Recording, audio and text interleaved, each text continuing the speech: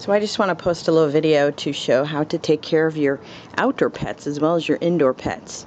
My place is up on a hill, and I've got this great big picture window that if I'm sitting at my futon, as you've seen some videos shot of the kitties on the perch or looking out the window, it looks right out, and so out to these where I put these feeders, so I can sit there on the futon and see the birds and the hummingbirds and the squirrels and the jays and everybody. So what I've put here is I've got one of these multi-armed feeder holders that I picked up at Lowe's several years ago, and on the top one I've got hummingbird feed for the hummingbirds as opposed to hummingbird feed for the monkeys. I don't know. I've got this multi-step feeder right here, and it's got a layer of, I've got mixed of sunflower seeds and regular seeds, and then over next to it, which is kind of possible to see from where I'm standing, is a suet cake feeder. And I don't use it as much during the summer, but during the winter the birds really love it.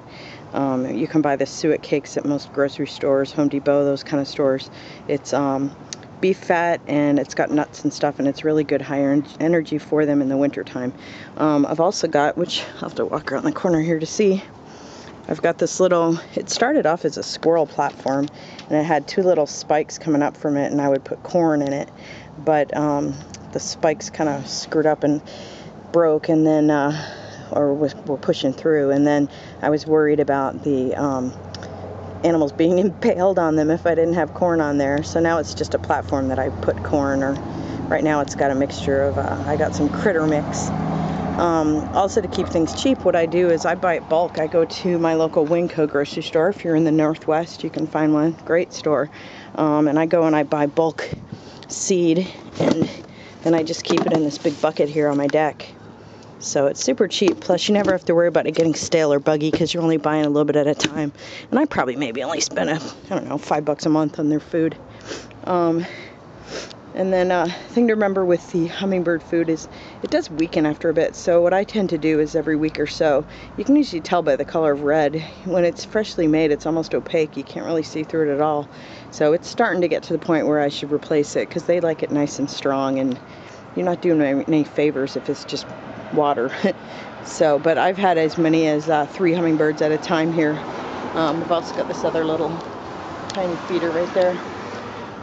Then to look at my plants I got going out here, this is kind of funny. This was a scarlet runner beans, and they should just die off and not come back, but I guess it went to seed and grew itself back, and this spring I started to get little beans showing up, and it grew like, I don't know, I'm 5'6", and this is probably like 7 feet high almost now.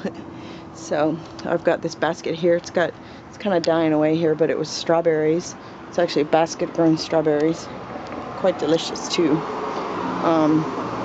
Then I had some lettuce grown here, but it just doesn't grow as good as it does at the pea patch up the road where I have a plot, and that's grass for Percy. And then I had some basil and cilantro growing here, but it's kind of going to seed as well.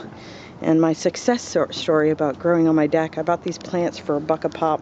This one is a serrano pepper plant. Look at all those peppers. Oh, yumminess.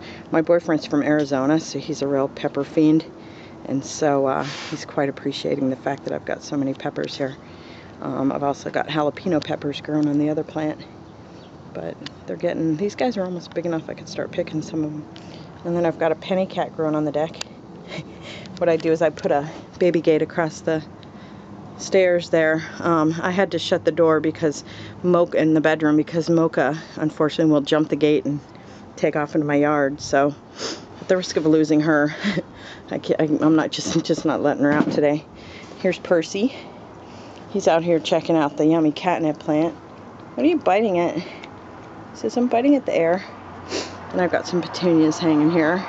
I got these cool little carp fish kites from the local Wajimaya in Seattle. Penny's nibbling on some dead lettuce. You guys are so cute. And these are some petunias that have kind of gone crazy over here. They were violas and petunias, and they've just gone nuts. Aren't they pretty? And then we got more petunias over here at the front. I love that pink. I think it's cool because I can see it really well from the inside. But anyway, that's a little tour of my deck. Oh, and I forgot for the birds.